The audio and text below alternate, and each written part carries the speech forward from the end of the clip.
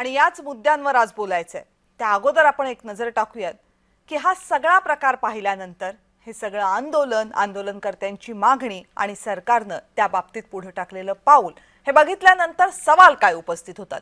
जय महाराष्ट्राचे सवाल बघूया।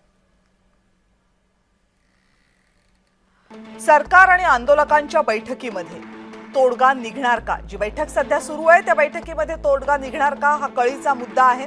सध्या मुंबईमध्ये बैठकीचं आयोजन करण्यात आलेलं आहे। जर तोडगा निघणार असेल तर सरकार कर्जमाफीचा निर्णय घेणार का?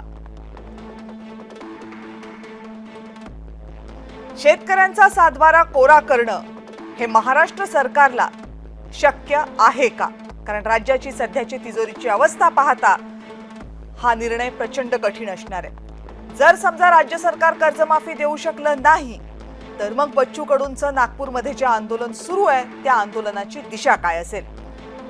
कर्जमाफी देता येत नसेल तर शेतकऱ्यांसाठी कर्जमाफीच्या मुद्द्यावर काही मधला मार्ग सरकार काढू शकतं का? आणि सगळ्यात महत्त्वाचं, बच्चू कडूंचं हे आंदोलन असंच सुरू राहणं हे राज्य सरकारला परवडणारं असेल का?